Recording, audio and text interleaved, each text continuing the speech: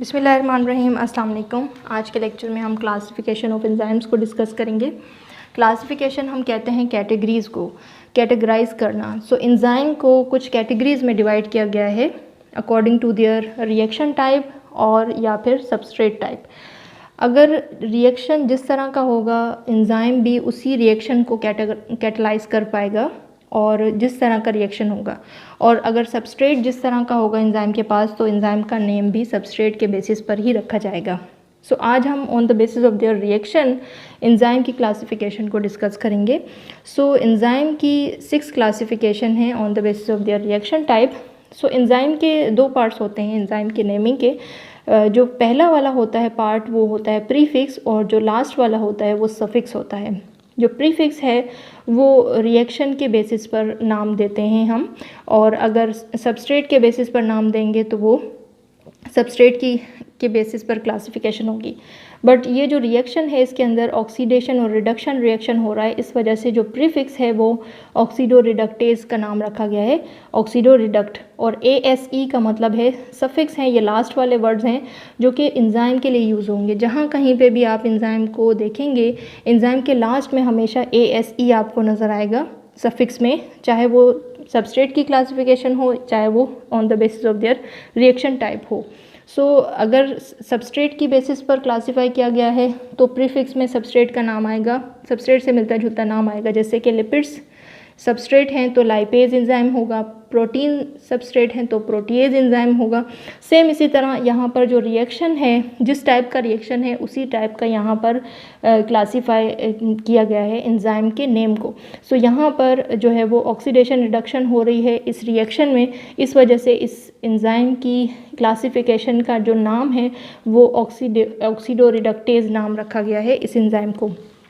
सो ये एंजाइम बहुत सारे इस कैटेगरी के अंदर ऐसे बहुत सारे एंजाइम्स होंगे और रिएक्शन एक ही टाइप का होगा जिसके अंदर ऑक्सीडेशन और रिडक्शन हो रही होगी, और डिफरेंट एंजाइम्स होंगे जो सिर्फ यही रिएक्शन को कैटेलाइज करेंगे जिसके अंदर ऑक्सीडेशन और रिडक्शन हो रही होगी। ऑक्सीडेशन और रिडक्शन है क्या? ऑक्सीडेशन का ऐसा रिएक्शन है जिसके अंदर लॉस ऑफ इलेक्ट्रॉन्स होते हैं, यानी कि इलेक्ट्रॉन्स की रिमूवल होगी, इलेक्ट्रॉन्स निकल जाएंगे, या फिर लॉस ऑफ हाइड्रोजन आयन भी कह सकते हैं हम, या फिर गेन ऑफ ऑक्सीजन हो सकता है, यानी कि जो चीज़ ऑक्सीडाइज हो जाती है, जैसे लोहे को जंग लग जाता है तो वो ऑक्सीडाइज हो जाता है, यानी कि वो गेन करता है ऑक्सीजन को एयर के साथ, जब वो रिएक्शन करता है तो वो गेन ऑफ ऑक्सीजन करता है। सो सेम इसी तरह इसका जो उलट है वो रिडक्शन है। रिडक्शन यानी कि गेन ऑफ इलेक्ट्रॉन, जो इलेक्ट्रॉन लॉस करेगा तो वो दूसरा मॉलिक्यूल ऐसा होगा जो उस इलेक्ट्रॉन को गेन भी करेगा। सो उसे हम कहेंगे कि वो रिड्यूस हो गया है। एक ऑक्सीडाइज होगा और दूसरा रिड्यूस होगा जिसने गेन किया होगा इलेक्ट्रॉन, और जो लॉस करेगा H+ आयन को जो तो दूसरा जो है वो गेन करेगा, वो रिडक्शन होगा जो गेन ऑफ हाइड्रोजन आयन्स करेगा। और यहाँ पर बिल्कुल इसके ऑपोजिट है, जो हाइड्रोजन ऑक्सीजन को गेन करेगा वो ऑक्सीडाइज होगा और जो ऑक्सीजन को लॉस करेगा वो रिड्यूस हो जाएगा। ठीक है। सो यहाँ पर एक एग्जांपल दी गई है एंजाइम की जो है अल्कोहल डिहाइड्रोजिनेज। एंजाइम को किस तरह से नेम दिया गया है, यहाँ पर सबस्ट्रेट जो है वो इथेनॉल है, यानी कि ये अल्कोहल है जो अल्कोहल को चेंज करेगा इनटू एसिड अल्डिहाइड, अल्कोहल को अल्डिहाइड में कन्वर्ट करेगा in the presence of this enzyme. ये एंजाइम क्या करेगा, अल्कोहल को डिहाइड्रोजिनेज कर देगा, अल्कोहल में से हाइड्रोजन को रिमूव कर देगा। डिहाइड्रोजिनेज का मतलब है हाइड्रोजन को रिमूव करना, डी यानी कि रिमूव, हाइड्रोजिनेज का मतलब है हाइड्रोजन। तो ऐसे एंजाइम जो हाइड्रोजन को रिमूव कर देंगे उनको हम डिहाइड्रोजिनेज एंजाइम कहेंगे। तो यहाँ पर ऑक्सीडेशन रिडक्शन दोनों प्रोसेस हो रहे हैं। तो ये इथेनॉल है, इनके अंदर से ये H2 जो है वो यहाँ से रिमूव हो जाएगा, हाइड्रोजन आयन रिमूव हो जाएगा। ये NAD है जो एज अ कोफैक्टर यूज़ हो रहा है एंजाइम के अंदर। सो NAD जो है वो प्लस की साइन है, इट मीन्स कि ये एक ऑक्सीडाइज फॉर्म है, और NAD को जब यहाँ से 2 हाइड्रोजन आयन्स मिलेंगे तो NAD जो है वो रिड्यूस हो जाएगा, ये गेन करेगा, ये इसके पास नहीं है हाइड्रोजन, जैसे ही ये हाइड्रोजन गेन करेगा तो ये रिड्यूस हो जाएगा, यानी कि इसने 2 हाइड्रोजन के आयन्स गेन किए हैं और गेन ऑफ इलेक्ट्रॉन्स को हम रिडक्शन कहते हैं। तो यहाँ पर रिडक्शन हो रही है और ये एक ऑक्सीडाइज फॉर्म है। तो दोनों प्रोसेस हो रहे हैं इस रिएक्शन में, जिसको हम ऑक्सीडो रिडक्टेज एंजाइम के ज़रिए परफॉर्म हो रहा है ये। और जो एंजाइम है वो अल्कोहल डिहाइड्रोजनेज है, जो अल्कोहल को डिहाइड्रोजनेज कर देगा, अल्कोहल में से हाइड्रोजन आयंस को रिमूव करके उसको अल्डिहाइड में कन्वर्ट कर देगा। सो इस तरह के और भी एंजाइम्स हैं। आपकी बुक में जो एग्जांपल दी है उसमें साइटोक्रोम ऑक्सीजनेज एंजाइम है, जो कि इलेक्ट्रॉन को ट्रांसफ़र कर रहा है इलेक्ट्रॉन ट्रांसपोर्ट चेन में। हम डिस्कस करेंगे डिटेल से, नेक्स्ट लेक्चर जो होगा वो हमारा बायोएनर्जेटिक्स का होगा, तो उसके अंदर साइटोक्रोम को डिटेल से हम डिस्कस करेंगे। जो सेकंड क्लासिफिकेशन है वो ट्रांसफरेज है। ट्रांसफरेज का मतलब ही यहाँ से समझ में आ रहा होगा आपको कि ये ट्रांसफ़र करता है। तो ये एक ऐसे एंजाइम है जो transfer the specific functional group other than hydrogen from one substrate to another. तो ये क्या करते हैं, एक सबस्ट्रेट से दूसरे सबस्ट्रेट के अंदर फंक्शनल ग्रुप को ट्रांसफ़र करते हैं विदाउट हाइड्रोजन। यहाँ पर हाइड्रोजन नहीं होगा, यहाँ पर हाइड्रोजन इंक्लूड था बट ये विदाउट हाइड्रोजन ये फंक्शन होगा। यहाँ पर ट्रांसफ़र तो होगा बट हाइड्रोजन के अलावा जितने भी मॉलिक्यूल्स हैं वो इस प्रोसेस में ट्रांसफ़र होंगे एक सबस्ट्रेट से दूसरे सबस्ट्रेट में। तो एग्जांपल जो है वो एंजाइम की हेक्सोकाइनेज है। हेक्सो का मतलब होता है 6, जो कि ग्लूकोज की वजह से नाम दिया है, और काइनेज का मतलब है ट्रांसफ़र करना।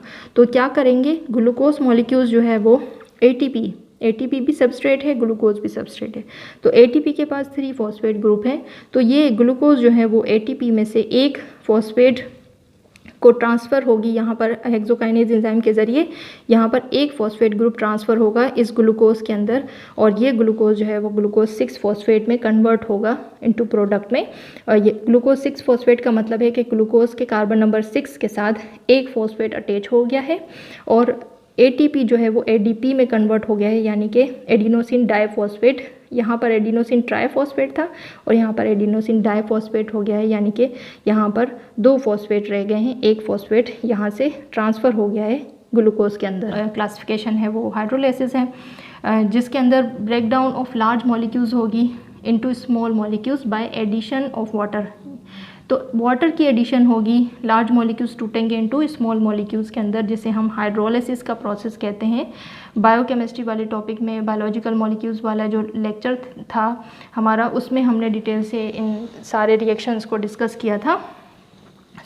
सक्रेज एंजाइम है जो सक्रोज को कन्वर्ट करेगा into glucose and fructose. Protease है जो प्रोटीन को कन्वर्ट करेगा, प्रोटीन की लाइसिस होगी वहाँ पर, और लाइपेज है लिपिड्स की लाइसिस होगी, लिपिड्स को तोड़ेंगे। ऐसे एंजाइम्स हैं जो डाइसेक्राइड को तोड़े हैं यहाँ पर। तो सक्रोज जो है वो एक डाइसेक्राइड है, और एंजाइम कौन सा यूज़ हो रहा है, सक्रेज। तो वाटर की एडिशन होगी और ये सक्रोज की ब्रेकडाउन होगी। सक्रोज की ब्रेकडाउन होगी 2 मॉलिक्यूल्स के अंदर, क्योंकि ये 2 मॉलिक्यूल्स से मिलकर बना है, तो ये रिवर्सिबल रिएक्शन भी है। ये ग्लूकोज के अंदर इसकी ब्रेकडाउन हुई और फ्रक्टोज के अंदर ब्रेकडाउन हुई है। 4 क्लासिफिकेशन है लाइएजिस। लाइएजिस का मतलब है ब्रेकडाउन, ठीक है। हाइड्रो का मतलब यहाँ पर वाटर था और लाइसिस का मतलब ब्रेकडाउन था, और यहाँ पर लाइसिस है, जस्ट यहाँ पर हाइड्रो यूज़ नहीं हो रहा। तो ये बिल्कुल इसके ऑपोजिट है कि यहाँ पर ब्रेकडाउन तो होगी, स्पेसिफिक कोवेलेंट बॉन्ड्स टूटेंगे विदाउट एडिंग वाटर। यहाँ पर वाटर की एडिशन नहीं हो रही, यहाँ पर ऐसे ही लार्ज मॉलिक्यूल्स टूट जाएंगे विदाउट एडिंग वाटर। तो एग्जाम्पल है एंजाइम की हिस्टिडीन डीकार्बोजाइलेज। हिस्टिडीन का मतलब ये जो सबस्ट्रेट है वो हिस्टिडीन है, और ये कन्वर्ट हो रहा है into histamine and plus carbon dioxide remove हो रही है यहाँ से। डीकार्बोजाइलेज का मतलब है, डी का मतलब है रिमूव और कार्बोजाइलेज का मतलब है कार्बन डाइऑक्साइड। तो यहाँ पर कार्बन डाइऑक्साइड रिमूव हो गई है और हिस्टिडीन जो है वो कन्वर्ट हो गया है इनटू हिस्टामीन। तो ये दोनों अमीनो एसिड्स की फॉर्म है। 5th क्लासिफिकेशन है isomerase. Iso means same and merase means molecules. तो intramolecular rearrangement of atoms in the molecules forming one isomer from another. तो यहाँ पर क्या होगा, इंट्रामोलिकुलर मतलब मॉलिक्यूल्स के दरमियान वाली जो एटम्स की अरेंजमेंट है वो रीअरेंजमेंट हो जाएगी, एटम्स एक दूसरे से डिसलोकेट हो जाएंगे, एटम्स की अरेंजमेंट चेंज हो जाएगी, और वो जो मॉलिक्यूल्स होंगे वो उनका मॉलिक्यूलर फार्मूला तो सेम रहेगा बट उनका स्ट्रक्चर चेंज हो जाएगा, मिरर इमेज बन जाएगा, आइसोमर हो जाएगा। जो एंजाइम यूज़ हो रहा है वो फास्फोहेक्सोज आइसोमरेज एंजाइम यूज़ होगा। फॉस्फो मतलब फॉस्फेट, हेक्सोज जो है वो ग्लूकोज के लिए यूज़ हो रहा है। तो आइसोमरेज यानी कि इनकी जो स्ट्रक्चर है वो चेंज होगी। ग्लूकोज 6 फॉस्फेट जो है वो सबस्ट्रेट है जो फ्रक्टोज 6 फॉस्फेट में कन्वर्ट हो रहा है, जो कि एक दूसरे के बिल्कुल मिरर इमेजेस हैं। 6 क्लासिफिकेशन है ligases. These enzyme bind together 2 molecules by using ATP. तो यहाँ पर क्या होंगे, 2 मॉलिक्यूल्स आपस में जुड़ेंगे और एटीपी यूज़ होगी।